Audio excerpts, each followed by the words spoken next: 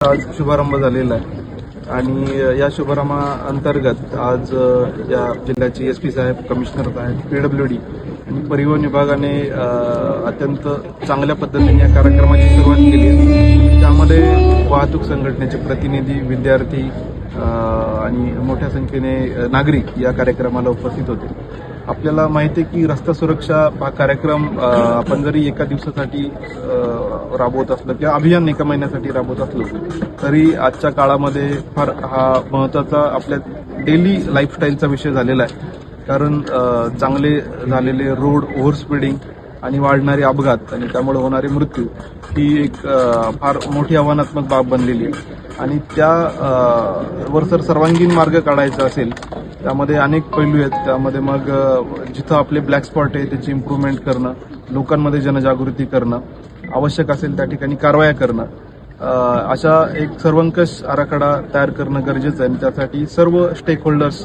हे आपले ऑनबोर्ड पाहिजे किंवा त्यांचा समविचार त्यांच्यामध्ये पाहिजे आणि मला वाटतं की नांदेडच्या त्या टीममध्ये असा एक सगळा समन्वय आहे आणि आम्ही हाच संकल्प आज केलेला आहे की आपण येत्या वर्षामध्ये या सगळ्या बाबींवर विचार करून 100% नांदेडमधले जे अपघात आहे ते कमी करणं आणि फॅटॅलिटी कमी करणं याच्यामध्ये यशस्वी होऊ असा मला विश्वास वाटतो। धन्यवाद।